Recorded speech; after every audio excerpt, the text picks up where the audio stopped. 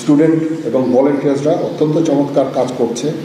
যেহেতু এখন traffic police ছিল না, তারা ট্রাফিকিংয়ের কাজ করছে, বিভিন্ন রাস্তা পরিষ্কার করা, যে সমস্ত ভ্যান্ডালাইজেশন হয়েছে যে সমস্ত স্থাপনাগুলোতে, ওগুলোকে পরিষ্কার করা।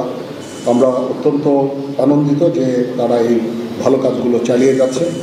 আমি তাদেরকে অনুরোধ করব যে এই ভালো কাজগুলো যেন তারা চালিয়ে যায় এবং বিভিন্ন জায়গায় ঢাকার বাইরে যে সমস্ত লুটতরাজ অপরাধ সংগঠিত হচ্ছে ওগুলো প্রতিহত করার জন্য আমি তাদেরকে অনুরোধ করেছিলাম এবং তারা সেই কাজও করছে এবং আমি নিশ্চিত যে আমরা সবাই মিলে একটা সুন্দর আবার স্বাভাবিক পরিস্থিতিতে আমরা ফেরত চলে আসতে পারব। আপনারা জানেন যে আমরা কেয়ারটেকার গভর্নমেন্টের প্রধান ডক্টর ইউনূসকে আমরা নির্বাচন করেছি অনেক আলোচনা করে, আমরা নিজেদের মধ্যে অনেক আলোচনা করেছি এবং সমস্ত রাজনৈতিক নেতৃবৃন্দের সাথে, স্টুডেন্ট কোঅর্ডিনেটরদের সাথে আলোচনা করেছি, আমার সাথে নেভি চিফ এবং এয়ার চিফ ওনারাও ছিলেন এবং মহামান্য রাষ্ট্রপতির সাথে আমরা আলোচনা করেছি এবং আলোচনা করে আমরা সর্বসম্মতভাবে সম্মত হয়েছে এবং ওনার কাছে প্রস্তাব দিয়েছি চিফ অ্যাডভাইজার ডক্টর ইউনূসকে করার জন্য এবং উনি এখন আমাদের চিফ অ্যাডভাইজার। কালকে আসবেন, কালকে হয়তো দুপুরে উনি এসে পৌঁছাবেন, আমি ওনাকে রিসিভ করতে যাব। আমরা ওনাকে সর্বতোভাবে সহায়তা করব। আমি army chief, navy chief, air chief এবং আমি নিশ্চিত যে উনি সমস্ত রাজনৈতিক দল এবং সবার কাছ থেকে সাহায্য সহযোগিতা পাবেন, স্টুডেন্ট ফোরাম, স্টুডেন্টস, এবং আমরা সবাই মিলে ওনাকে সাহায্য করব এবং আমি নিশ্চিত যে তাহলে উনি অত্যন্ত সফলভাবে ওনার এই কাজ সমাধান করতে সক্ষম হবেন। অনেক ধরনের গুজব চলছে, আমি জনগণকে আহ্বান করব এ ধরনের গুজবে যেন কান না দেয়। আমরা একটা চমৎকার পরিবেশে সুন্দরভাবে সবাই মিলে আমরা কাজ করে যাচ্ছি। আমার সেনাবাহিনী নিয়ে বিভিন্ন সেনানিবাসের মধ্যে বিভিন্ন কিছু হচ্ছে ইত্যাদি সমস্ত গুজব রটনা করা হচ্ছে, এগুলোতে আপনারা কান দিবেন না এবং আপনারা এই ধরনের গুজব ছড়াতেও দয়া করে সাহায্য করবেন না।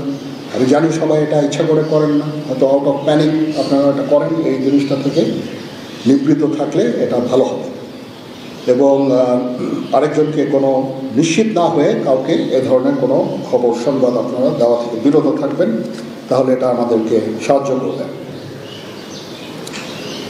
পুলিশের পুনর্গঠনের কাজ চলছে, এখন পুলিশ প্রধান একজন নিয়োগ দেওয়া হয়েছে। আমি নিশ্চিত যে পুলিশের মনোবল আবার ফেরত আসবে এবং পুলিশ একটা প্রফেশনাল ফোর্স হিসাবে ভালোভাবে তাদের দায়িত্ব পালন করতে সক্ষম হবে। সর্বশেষে আমি আপনাদের নিশ্চিত করতে চাচ্ছি যে সেনাবাহিনী, নৌবাহিনী, বিমান বাহিনী সর্বদা জনগণের সাথে আছে এবং থাকবে এবং আমরা কাজ করে যাব, পাশাপাশি সবার সাথে মিলে কাজ করে যাব এবং আমরা একটা সুন্দর ভবিষ্যতের দিকে যেতে পারবো, ভবিষ্যতে পৌঁছাতে পারবো বলে আমি বিশ্বাস রাখি।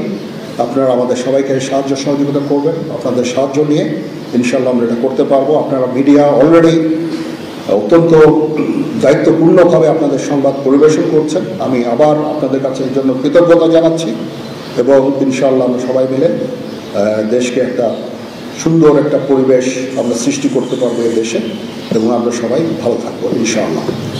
এখন আপনাদের যদি কোনো কোয়ারিজ থাকে, কোনো প্রশ্ন থাকে আমাকে করতে পারেন, আমি যদি আমার জানা থাকে আমি অবশ্যই এটার উত্তর দেব।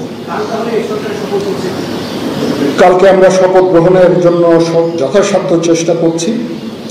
একটা প্রস্তাব ছিল বিকালে করার, বিকালে খুব টাইট হয়ে যেতে পারে, উনি 2:10 দিকে হয়তো এখানে আসবেন, এটা মেবি ভেরি টাইট। আমরা হয়তো তাইলে রাত্রেবেলা রাত 8টার দিকে করতে পারি, হয়তো 400 জন লোকের উপস্থিতি এখানে থাকবে। এই পরিসরে আমরা শপথ গ্রহণের অনুষ্ঠান ইনশাল্লাহ করব। মাননীয় সেনাপ্রধান, আমরা দেখেছি যে সেনাবাহিনী বাংলাদেশ এবং বাইরের যেগুলো দুর্যোগ যেগুলো কিছু মোকাবেলা করতে সক্ষম। রিসেন্টলি আমরা দেখতে পাচ্ছি যে বাংলাদেশের বিভিন্ন জায়গায় দুর্বৃত্তরা ডাকাতি থেকে শুরু করে লুটতরাজ করছে এবং গতকাল রাতের বেলা মোহাম্মদপুর, ধানমন্ডি এই এলাকাগুলোতে ঘটনা ঘটছে রাজধানী শহরে।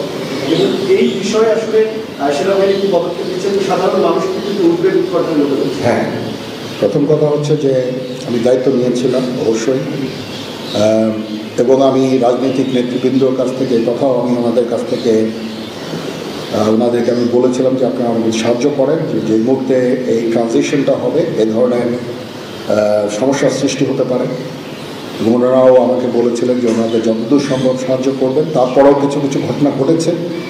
এটা ঘটার পেছনে তো কিছু কারণও আছে, এবং আমরা ইনিশিয়ালি হয়তো কিছু এরকম ঘটনা ঘটেছে, বা তারপরে এখন পরিস্থিতি কিন্তু অনেক শান্ত হয়ে আসছে। আমরা আমাদের যত স্ট্রেংথ আছে, পুলিশ কিন্তু নন এক্সিস্টিং, পুলিশ কোনো ডিউটিতে নাই। পুলিশের একটা বড় ফোর্স, এটার যে ভয়েড যেটা সৃষ্টি হয়েছে, এই ভয়েডটা সেনাবাহিনীর স্ট্রেংথ দিয়ে এটা পুরো করা সম্ভব না। আর তারপরে আমরা যথাসাধ্য চেষ্টা করে যাচ্ছি, এবং হাজার হাজার লোককে আমরা কিন্তু এই সমস্ত সমস্যা থেকে আমরা উদ্ধার করেছি।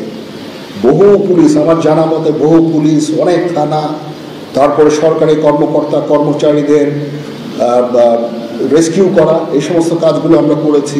আমরা যেমন ইম্পর্টেন্ট জায়গা যেমন বিমানবন্দর, ডিপ্লোম্যাটিক এরিয়া, সেক্রেটারিয়েট, জাজেসদের অ্যাকোমোডেশন, তারপরে সেক্রেটারিদের অ্যাকোমোডেশন, এই সমস্ত গুরুত্বপূর্ণ জায়গাগুলি আমরা প্রোটেক্ট করছি, এবং বিভিন্ন জায়গায় পেট্রোলিং করা হচ্ছে। তারপরেও একটা ইনিশিয়ালি দু একদিন এটা হয়েছে, সেজন্য আমি অত্যন্ত দুঃখিত এবং বিব্রত। যাই হোক, এটা আমার যে স্ট্রেংথ যা ছিল, এটা নেভি এয়ারফোর্সও তারা তাদের মতো করে করেছে। আমরা যথাসাধ্য চেষ্টা করেছি, তারপরেও কিছু হয়ে গেছে। এটা আমার জাস্ট সিম্পলি আমাদের এনাফ স্ট্রেংথ ছিল না। বাট আমি নিশ্চিত যখন পুলিশ পুনর্গঠন হয়ে যাবে, তারা যখন আমার কাজে নেমে যাবে, তখন এই ওয়ার্ডটা খুব সহজেই আমরা পূরণ করতে পারবো। পুলিশের একটা বিরাট সংখ্যক ফোর্স, পুলিশ ইজ একটা বড় ফোর্স। তো এই ফোর্স যদি নিষ্ক্রিয় হয়ে যায়, সেটার ভয় পূরণ করা সেনাবাহিনী, বিমান বাহিনী, নৌবাহিনী সবার পক্ষে সম্ভব না। আমরা এটার জন্য ডিজাইন করব। যাই হোক, আমি নিশ্চিত যে খুব শীঘ্রই তারা পুনর্গঠিত হবে, এবং এই সমস্ত ভ্যান্ডালিজম এগুলোকে প্রতিহত করতে সমর্থ হবে। বাট আমি এটুকু আপনাদের বলছি যে যারা এই সমস্ত কাজে জড়িয়েছে, তাদেরকে আমরা আইনের আওতায় আনার সর্বোচ্চ চেষ্টা আমরা করব।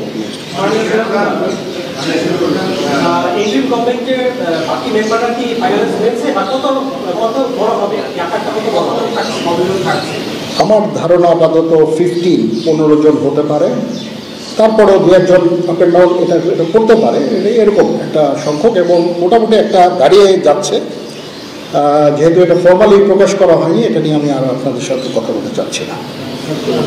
জি,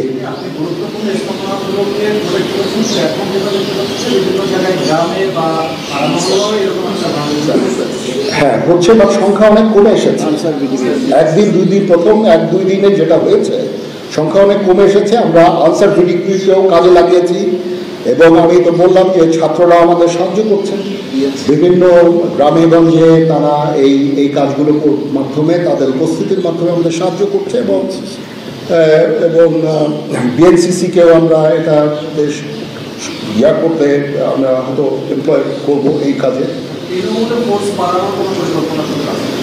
আমি আমার যত ফোর্স আছে মিলিটারি সব অল ডিপ্লয়, এবং তারা তাদের সাধ্য মতো এই কাজে নিয়োজিত।